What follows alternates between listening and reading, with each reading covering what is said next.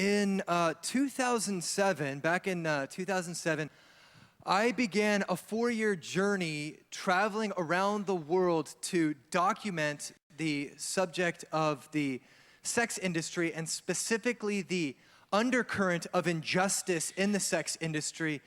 And our goal really was to expose that undercurrent of injustice and to help tell that story, to create awareness and education about this so that we could bring an end to it. And so we created the movie Nefarious. I'm sure most of you have seen that, or many of you have seen that. And it's really the culmination of all of our findings into that investigation. And Nefarious has gone far and wide. God has used it to open up incredible doors for us to impact several fronts in this battle. Most recently, we were actually in Washington, D.C., screening before the Parliament, or before the Congress. And we had a great turnout and opened a bunch of doors. Our team was able to meet with governmental leaders, with congressmen and women the following day, and we're getting some legislation passed that is going to be groundbreaking and have a global impact. And so we'll, amen. Thank you. So it's great news, and we'll be sharing more about that in the months to come. And then we just screamed before the Israeli Knesset, and about close to 400 people there, Israeli Knesset members as well as key influencers in Israel. And so that had a great turnout for that and a great response to the film. So Nefarious has been used in some, amen, so in some amazing ways, and we're grateful for the way that God is using it. But one of the events that stuck out to me in the course of our filming was this encounter that I had with a pedophile. And some of you guys have heard me share this story, so I'm not going to go deep into it, but I had this dramatic encounter with a pedophile in Cambodia. And I found myself in a situation where I was standing face to face with this man who had come to purchase sex with a child, and he was trying to escape. He was trying to get off on a moped, and I was holding him back in the shirt. And I'm face to face with this man, and it was just this really bizarre encounter. But I remember afterwards I was thinking, and I was just pondering this whole event. And you know, it's one thing when you hear about a person that would purchase sex with a child, and it's another thing when you're actually standing face to face with that person. It's a real person. It's not, you know, this shadowy boogeyman figure out in the dark corners of a park late at night. It's a real person. And I'm there, and I'm face to face and eye to eye with this man. I remember the look in his eyes, and he was shaking like a leaf. And this man was such a coward. He'd been reduced to such just this cowardly expression of manhood. And I remember I was thinking and I was processing this event, and really what stuck out to me, what came to me is the thought that, you know, this guy did not wake up yesterday and decide that he was going to fly halfway across the world to go purchase a child for sex, right?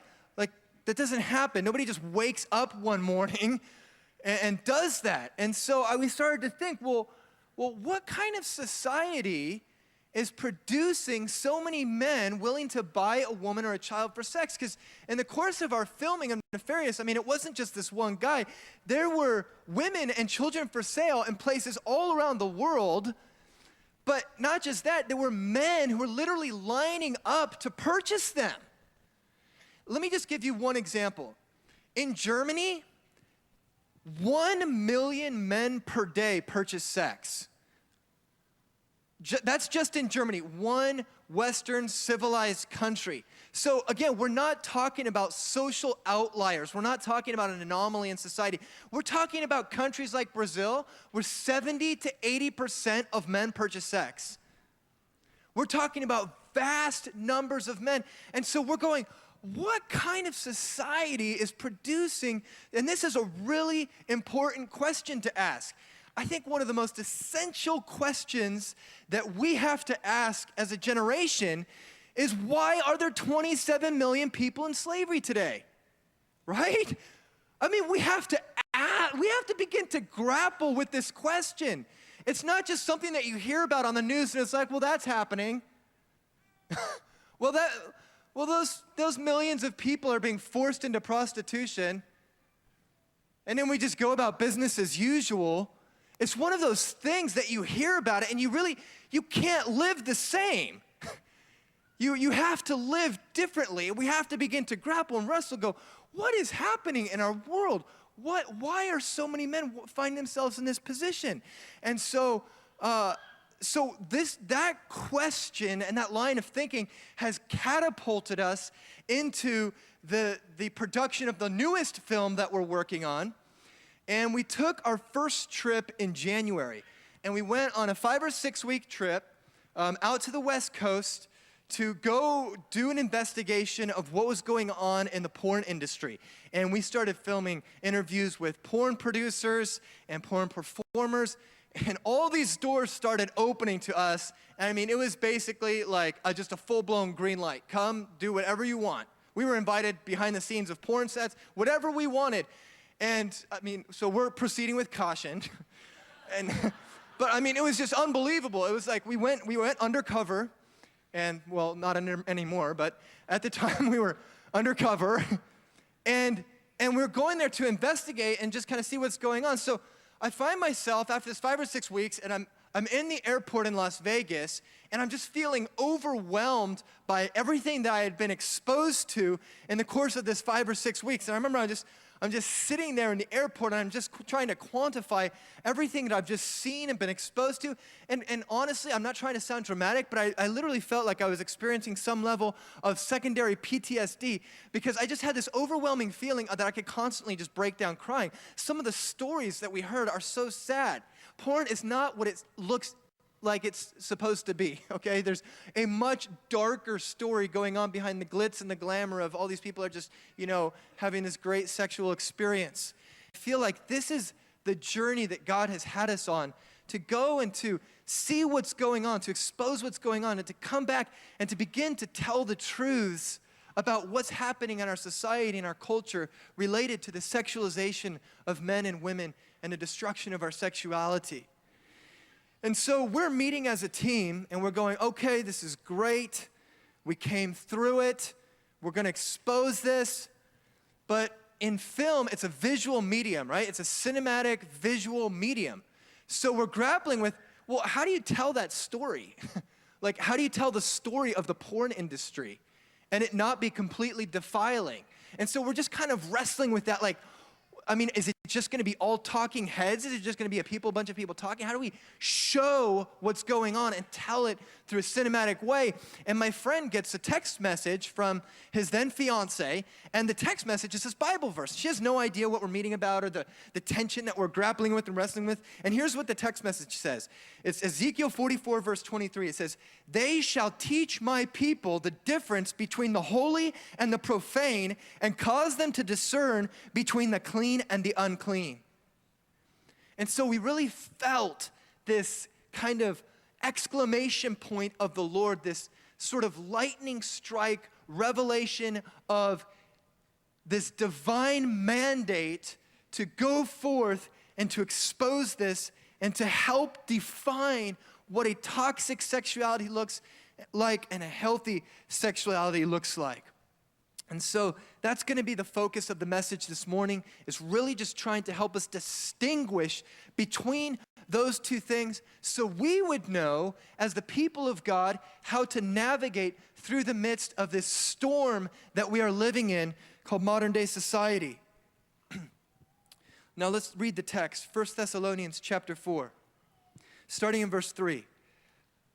"For this is the will of God for your lives, your sanctification, that you should abstain from sexual immorality," in verse 4, "that each of you should know how to possess his own vessel in sanctification and honor," verse 5, "not in passion of lust like the Gentiles who don't know God, that no one should take advantage of and defraud his brother in this matter, because the Lord is watching over And he is the avenger of all such, of all who would take advantage of each other in this manner, of all those who would sexually manipulate and coerce and exploit. It says, verse 7, for God did not call us to uncleanness, but in holiness. So there are three aspects of this passage that I really want to zoom in on for this message. And I'm going to quickly state those things, and then we're going to use that as a springboard to go into talking about the influences that are shaping our sexuality in our modern day world. So the first thing I want to highlight is in verse 3 where it says abstaining from sexual immorality. And what I want to say about that is avoiding a toxic sexuality. That's the language that I'm going to use. Verse 3, avoiding a toxic sexuality. Number 2, that each of you should know how to possess his own vessel in sanctification and honor. And what that means to me is that you would grow, that you would gain wisdom and understanding in cultivating a healthy sexuality. Now, think about it. Think about this. If we obeyed this one verse in the entire Bible, if we obeyed it, think about the dramatic transformation that would happen in our world. Think about the amount of wars that would not have been fought, the amount of wars that would not be fought. Think about the amount of divorces that would be avoided, the amount of utter carnage and human destruction that would be avoided if we just paid attention to this one verse. I think the statistics are something like 1 in 3 women are sexually abused by the time they're 18 years old. Just think about the numbers. If there's 50 million people, how many women is that out of 50 million? If there's 100 million, think about the millions. This one verse, if we would just pay attention to it, and that's why the Apostle Paul said in verse 6, he said, as I also forewarned you and testified. He said, when I came to you, I talked to you about these things. I talked to you about them. And now that I'm gone, I'm writing to reinforce what I was saying because it's that important.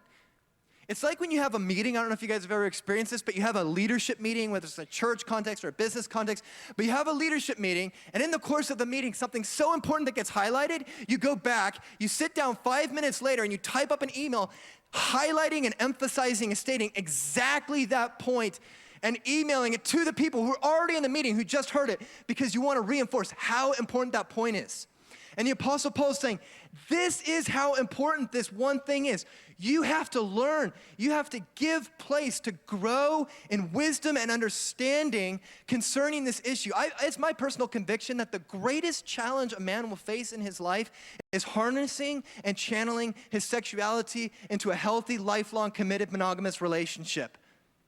This is at the central. It's so vital to who we are as human beings. In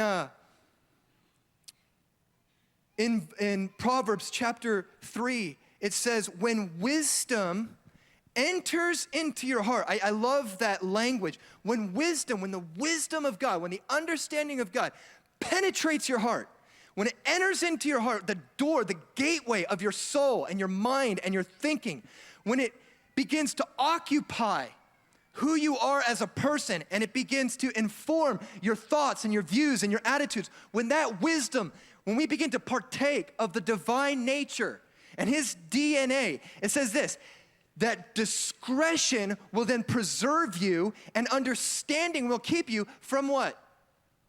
It will keep you and it will preserve you from sexual seduction.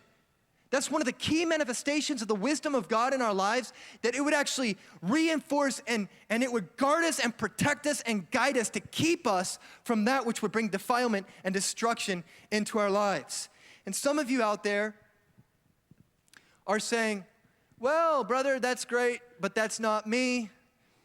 This isn't my particular struggle, but, I can hear what you're saying. And I appreciate that. And if you're walking in victory, I am one of the gladdest people for that. Okay, I'll just say it that way. I am so happy that you're walking in victory. And may you never struggle with this. But I would just say, as a human being on this planet, that all of us, to some degree, are vulnerable to the spirit of lust, whether that be at a 1 or whether that be at a 10. All of us are in some way vulnerable to the spirit. Think about this. The wisest man, the godliest man, and the strongest man in human history and biblical history all fell to sexual sin, right? The wisest man in the Bible fell to sexual sin. The strongest man, the godliest man, David, right? And so this is something that cuts across every culture.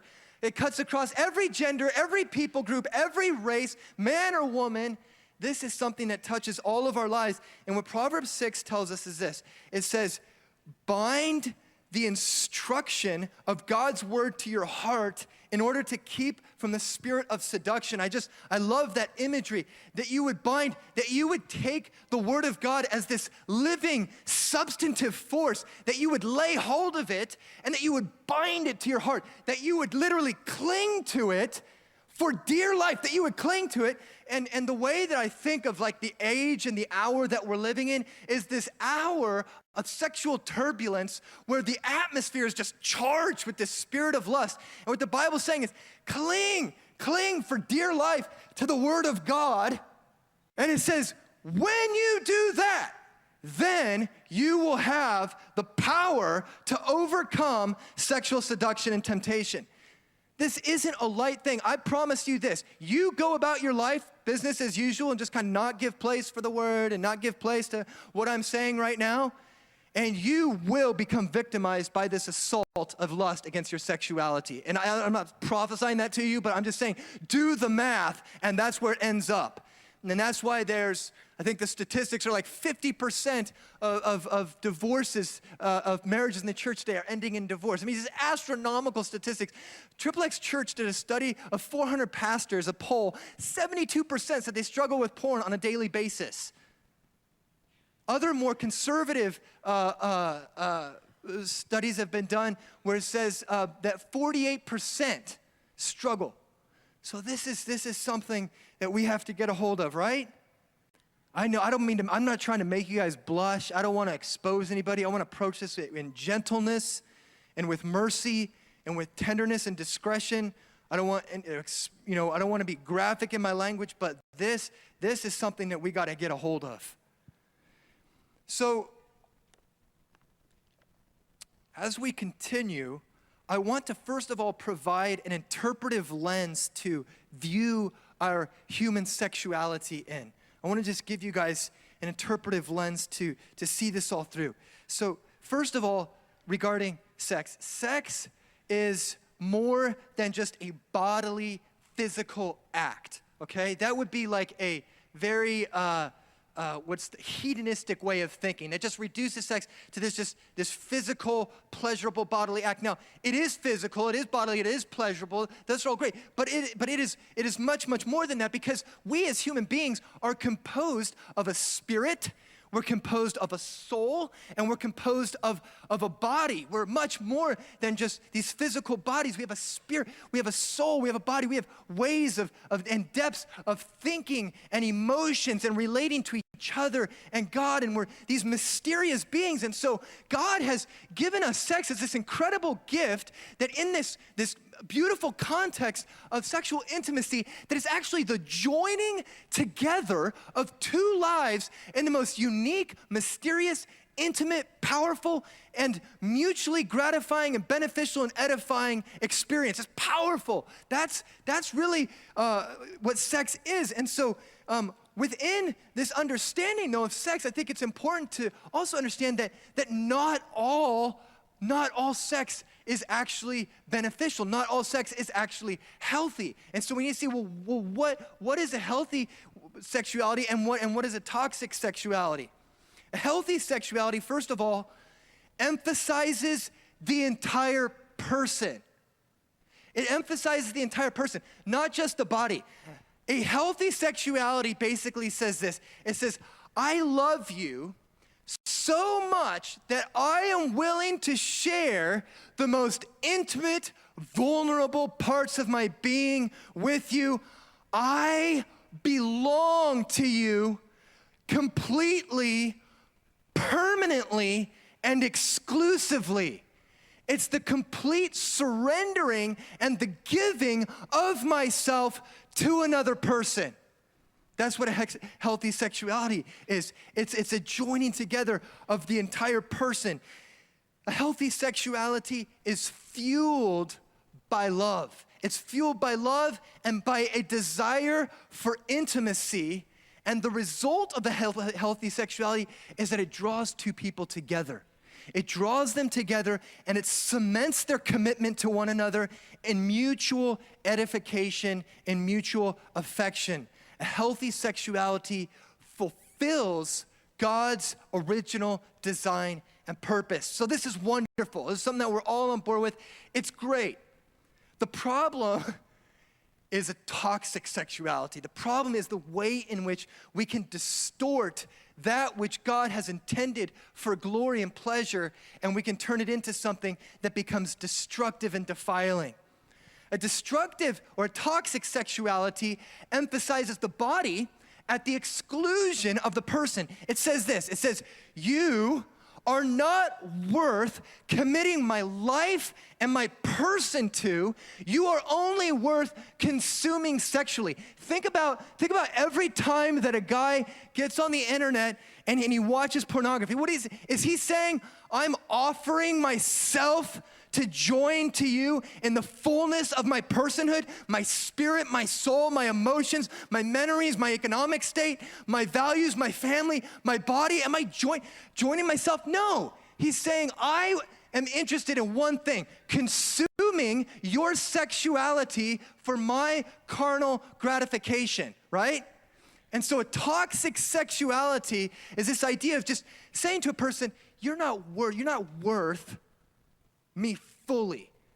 You're just worth consuming. That's a toxic sexuality. That's the heart of that. And in contrast to a healthy sexuality, this toxic sexuality is self-centered and it's fueled not by love, it's fueled by lust. It's fueled by what I can get, not what I can give. And that's the easiest way that you can distinguish between lust and love. Are you thinking of what you can get or what you can give?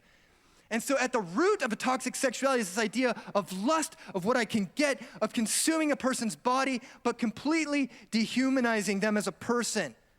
And the result is this dehumanizing experience that ultimately drives two people apart.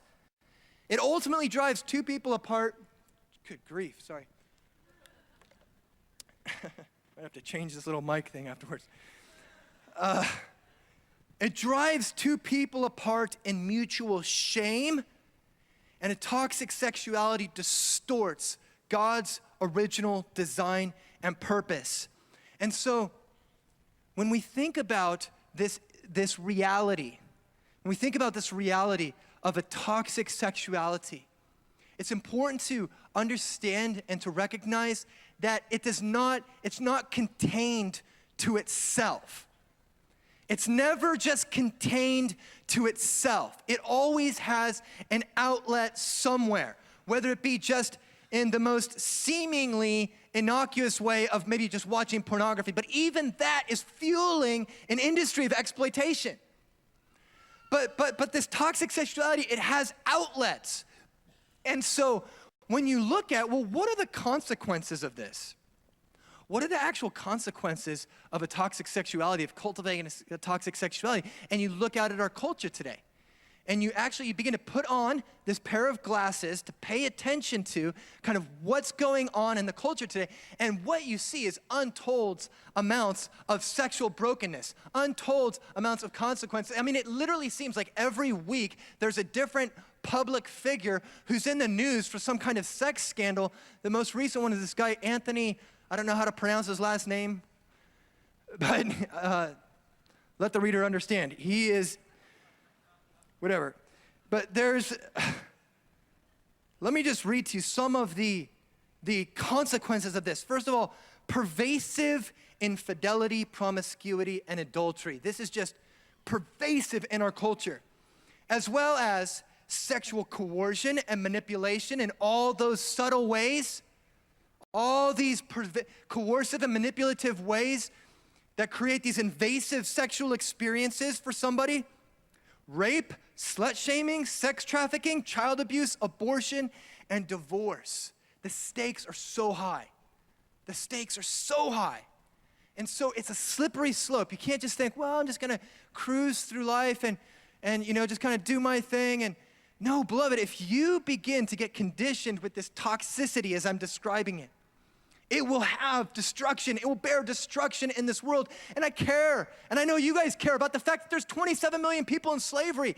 And, we're not going to rescue out one day 27 million people, and then it's just, slavery's going to stop, right? That's just not going to happen. Now, I hope we rescue them out, but that's not going to solve the root systemic problem for why it's going. What's fueling and driving this issue is a toxic sexuality. This is something that we should care about. The stakes are so high. And so I believe that it's critical that we examine the predominant influences in our society that are shaping our sexuality today. Our ideas of what it means to be a socially acceptable man or woman have not simply been genetically encoded within our biological genes. They come from the stories that we are told in our culture, the stories in our culture that tell us about what is normal and what is not. And so in thinking of that, the two kind of main influences, the two kind of main storytellers about sexuality today that I want to look at are, number one, pop culture, and number two, porn culture. And I am going to go through this at like rapid fire, lightning speed, so just put on your seatbelt. I hope you can take all this in, and we'll put the notes up online so you can get it. Because what I did in the last message is I spent all my time talking about this, and then I get to the good stuff, so at the end. So I want to zip through this negative stuff, and I want to get to the good stuff. Are you guys good with that? Okay, so just quickly hang with me. We're going to talk about the pop culture for a second. The pop culture creates the environment that we all live in to a large degree. It creates the world and the environment that we live in, because pop culture is the mass media, it's the music, it's the entertainment, it's the arts, it's the peer culture. It's kind of the world that we grow up in. One recent researcher recently showed that we are exposed on average to 3,000 advertisements per day. So this is the environment that we're growing up in. And so what we need to ask is, well, if this is the environment that we're growing up in, what story is pop culture telling about sex? And specifically, what story is it telling about men's sexuality, and what story is it telling about women's sexuality? So the first thing that pop culture is telling us, number one, is that sex is everything. Sex is glorified in our pop culture. The sex sells advertising mantra literally pervades every single aspect of pop culture, from the arts to entertainment to media. It's just pervasive. And so there's this glorification of sex that it's the end all be all, but at the same time, there's this simultaneous message that it really doesn't mean anything. There's this cheapening of sex. It's everything, but it doesn't really mean anything at the end of the day. There's no disclaimers that are given about the sanctity of sex or the ways in which it might be potentially damaging. It's just the most important thing is it's just having lots of it, irrespective of context. Now, that's not where it ends, unfortunately. Unfortunately, there's a very powerful message that is communicated to women, and there's a very powerful message that's communicated to men. And I don't want you to be lost on this point and think, well, this is just a Benji point. He's making this up because he's doing this documentary. No, beloved, this is the culmination of my research for the last, I don't know, whatever it's been, 5-6 years that I've been staring at this and pulling all kinds of research in at an academic level, at just a societal level, meeting and talking with dozens and dozens and dozens of people. And there is a message towards women in our culture that tells women, conform to this idealized, hypersexualized image of femininity. And then the message to men is completely different. The message to men is a lot more simple. The message to women, we'll talk about more in a second, is conform to this. And the message to men is consume. Just consume this. So it's real simple for the men. But what are the ways in which women are called to conform? First of all, I think it's worth noting that women are taught through pop culture this singular message from their youth, and that is this: your worth and your value is measured by your sexuality. That is a message that women are bombarded with from their youth. And the way that they're called to conform, the grooming to conformity, is first of all, in this way, you must be hot, right? That's the cultural term of the day. The idea is to be hot. That's what's promoted in our culture. And hotness is defined in all sorts of narrow and superficial ways relating to hair color, breast size, height, weight, et cetera, et cetera, et cetera, go on and on and on. I mean, I grew up in a peer culture of young men, and I can't tell you how many times and how common it is for women to be referred to by their hair color, by their breast size. Oh, tell the blonde to come over. It's not tell Deborah or, whoever the person's name is. Women are simply reduced to hair colors, things of that nature. And so there's this pressure to conformity. You have to be hot. You have to look a certain way. You have to act a certain way. And specifically, hotness is also equated with this idea of exhibitionism. If you just show a little bit more skin, if you'll just act a little bit more sexy. And if you look at magazine covers that feature women, almost all of them display some type of scantily clad or bikini-wearing woman with this suggestive pose on her face. And the message is clear. If you want to be hot, show more skin. That's the message. The second thing for women is you must be available for sex. The cultural term that's used is DTF. If you're cool, you're DTF. And I'm not going to say what the acronym means, but those of you that know what that means, it's down to do something. And it says you must be available for this. This is the message coming through pop culture. And this is especially polarizing in music videos, where it's like this world of a pornographic imagination has been created in which all women are like these savage nymphomaniacs that are just looking for any male figure that they can cavort and ride their bodies around. It's a really disturbing thing when you think about it. Just the popularity, the mainstreaming of these images through music, but it's other forms of pop culture as well. The message is clear. To achieve the optimum state of womanhood, you must be available for sex at all times. And as I said, the message to men is more simple. It's just consume. Your manhood is simply tied to having lots of sex with lots of hot women. That is like to achieve the ultimate status of masculine identity is to conquer as many women as possible. And Hugh Hefner has done a lot to promote this distorted version of masculinity, but it is the one that is so predominant and so popular and so heavily promoted in our culture today.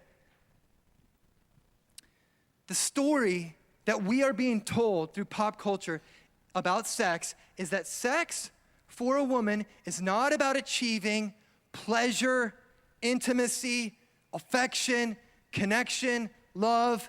It's about being available for a man to consume. You notice that you don't see the men dressed up in Speedos selling Doritos during the Super Bowl, right? It's always the woman. And the message is clear. Women are sex objects for men to consume. All right, now, I've got 10 minutes, so I'm going to skip over my part on the sexual revolution and the porn culture, and I'm going to get right to some of the better stuff. So here's what I just want to say. I'll just say this as quickly as I can.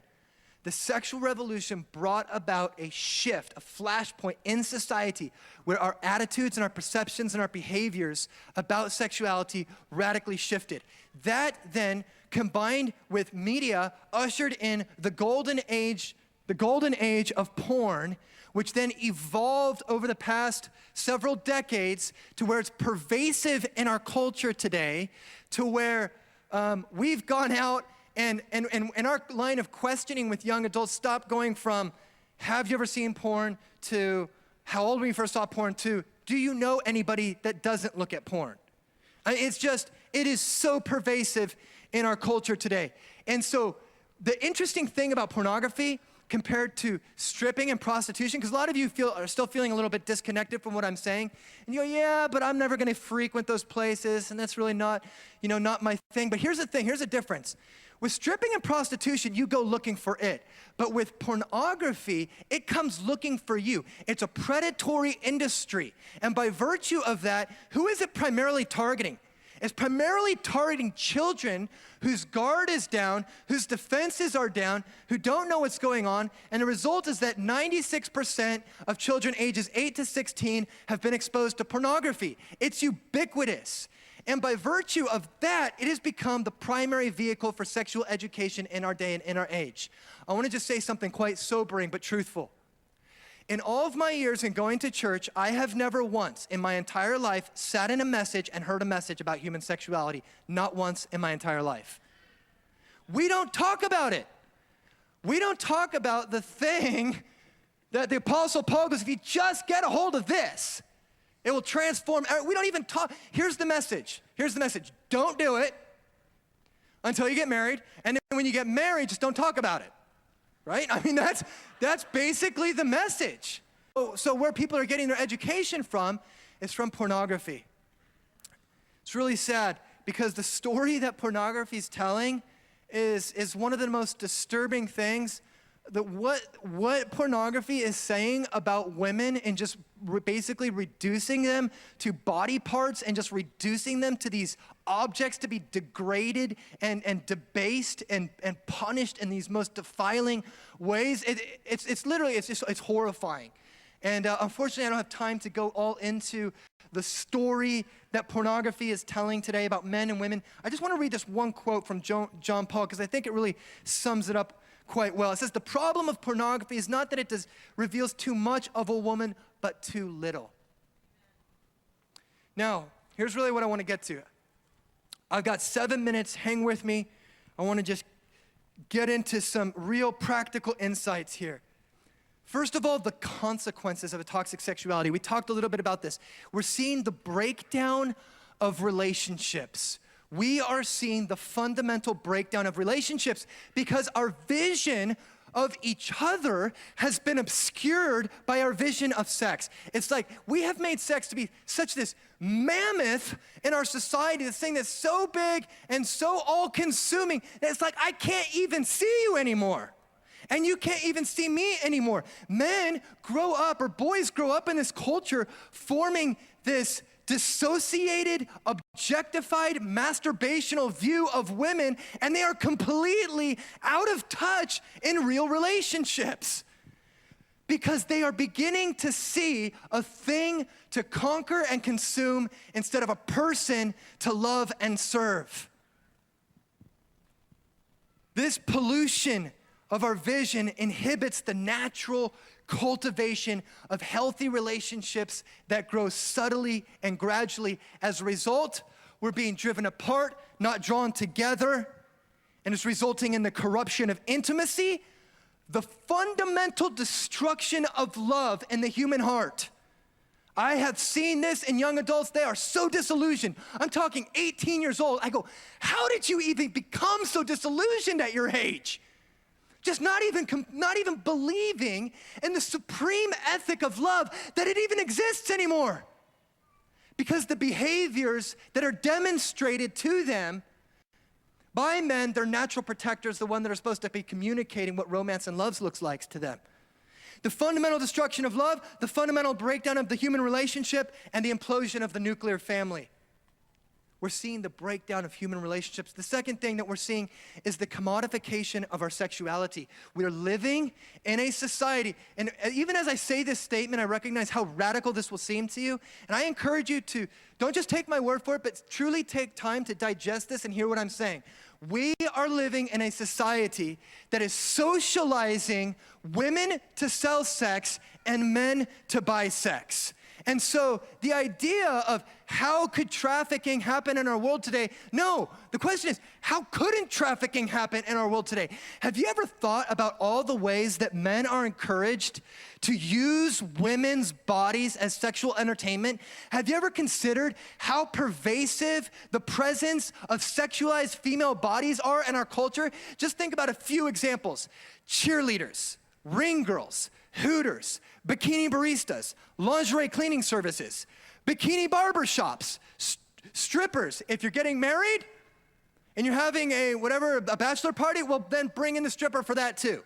Porn stars and prostitutes. It is pervasive. You can get up and go to coffee and go get coffee at the lingerie coffee shop. Then you can go get your haircut at the barber. Then for lunch, you can go down the street to Hooters. I mean, it is so pervasive. And then when you want to watch a football game, well, hopefully there's going to be some kind of cheerleader standing on the sides. What is she doing? Put some clothes on. Seriously. I didn't even get it. It's like, how long are we going to see that the emperor's not wearing clothes? It's ridiculous. We live in a society that's dreamed up in the minds of adolescent boys. It's ridiculous. And if I'm going to watch a boxing match, well, I better have an indication of what round it is by some girl wearing a G-string. The third consequence that I want to highlight is the perpetuation of sexual violence. Listen to this insightful, polarizing quote by a woman who was once prostituted. She said this about women living in our society today: "We are very close to death. All women are. And we are very close to rape, and we are very close to beating. And we are inside a system of humiliation from which there is no escape for us." I love one of the other things that she said on a separate note. She said, "Why is it that the greatest thing a woman must fear in our world today is her natural protector?" She said this: "We use statistics not to try to quantify the injuries, but to convince the world that those injuries even exist." She was once asked, when preparing to speak at a conference, she was once asked by a group of men who were essentially mocking her, "What do you want from us? You feminists are so weird. We don't get you. What do you want from us?" This is what she said: "A 24-hour truce where no men rape women. That's what I want. A 24-hour truce where men would just stop assaulting women." She said, "We use these statistics not to try to quantify the injuries, but to convince the world that they even exist. Those statistics are not abstractions to me. I hear about the rapes one by one, which is also how they happen. Every 3 minutes, a woman is being raped. Every 18 seconds, a woman is being beaten. There is nothing abstract about it. It is happening right now as I am speaking." We're seeing the perpetuation of sexual violence in our world because we have not gained wisdom. We have not learned how to guide our vessel in sanctification and honor as the Apostle Paul instructed us. Okay, I'm going to just get through these last parts here real quick, and we can have the worship team come up. I want to ask this question: why are we so vulnerable to the assault of the stories that are being told to us? Why are we vulnerable to these things? And the first thing that I want to say is that there's a pressure, there's an external factor. Images affect behavior. That's why the advertising industry spends billions of dollars on advertising. It affects behavior. There are real world consequences. One of the things I'm told about pornography over and over is, "Oh, it's just fantasy." Is it really? Is it just fantasy what's happening to those girls that are being destroyed in the sets? Is it fantasy when men begin to walk out the things that they're seeing on real women and children's bodies? It's not a fantasy, it's real. These external pressures are shaping our behavior. If we will do ABC, we will get XYZ. If we will just look like ABC, we will get XYZ. So there's these external pressures. There's this quote I want to read to you. "Only 8% of an ad's message is received by the conscious mind. The rest is worked out and reworked deep within the recesses of the brain." The things that we are not even cognitive of are shaping our worldview, shaping our attitudes, shaping our perspectives, shaping the way that we see each other. And over time, exposure to these images affects our behavior. There's the internal factors. Our vulnerabilities are exploited. The internal factors. We are actually in some way vulnerable to this story. There's a part of us that's really, really inside of us where it preys upon our natural human instincts. For a woman, her vulnerability is in her desire to be affirmed in her beauty by gaining the approval of a man. So there's this pressure to conform because she thinks, if I can just conform to this image of beauty, then I'll gain approval. For a man, his vulnerability is in his desire to be with a beautiful woman as a validation of his manhood. Now, think about this. In the book of Proverbs, it warns over and over and over about the seductive woman, but it never warns about the seductive man. Now, you think to yourself for a second, is the Bible just sexist? Like, did we just completely miss something here? No, Solomon was killing two birds with one stone. He was exposing both of our weaknesses in the same passage. The weakness for a woman is to exploit her beauty, and the weakness for a man is to consume her beauty in a wrong way, is what I mean.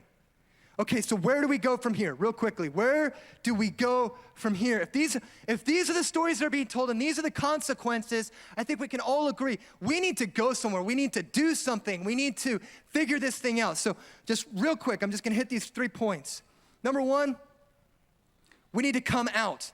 In the context of Revelation 17 and 18, talking about the movement of sexual immorality at the end of the age called the harlot Babylon, there's one thing that is said to the people of God in that time. Come out. That's it. Just come out.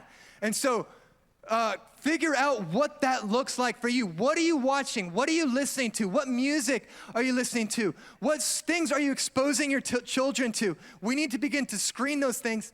And we need to begin to develop a media literacy, an ability to interpret and deconstruct the stories and the images that are being told to us and shown to us. The second thing is that we need to reclaim our sexuality. To go the way of the culture today is not rebellious, it is normal. It's normal to just completely give way to this sexual immorality. We actually need to rise up to revolt against the culture of sexual immorality, to reclaim our sexuality, because every single one of you, every single one of us has the right to our own sexuality, the one God has given us, not the one the pop culture and the porn culture has packaged for us, right? Amen?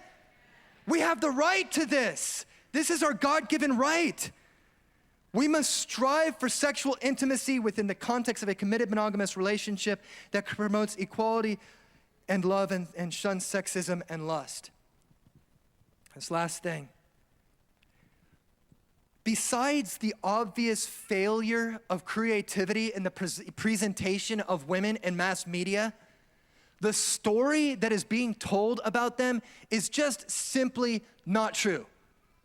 It's just not true.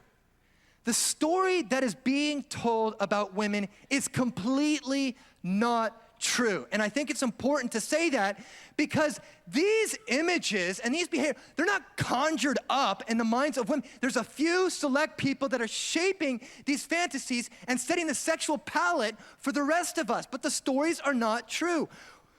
Certainly, femininity includes a much broader and more prolific spectrum than just sexuality. Women are intellectual, emotional, spiritual, and religious. They are creative, they are athletic, they are political, they are familial, they are caring, compassionate, relational, strong. They may desire autonomy or independence, or they may desire family and children. They're searching for deeper meaning and purpose, and they long to have an impact on this world. Simply put, women are not a sexual buffet for the carnal, gratuitous appetites of men. They are the image bearers of God and the crown of his creation. Amen.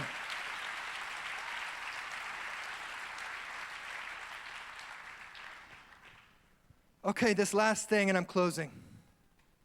Imagine this, that instead of the singular emphasis on sexual female bodies, Cosmopolitan magazine featured a woman on their cover wearing a turtleneck, sitting in front of a fireplace, reading Dostoevsky.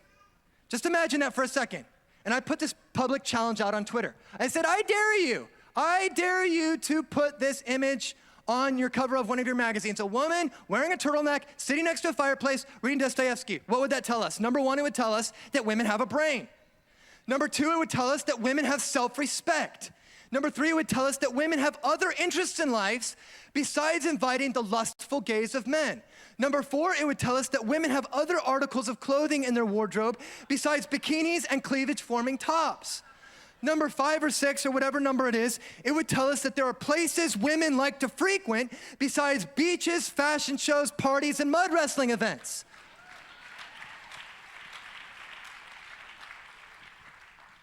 All right, amen, let's stand.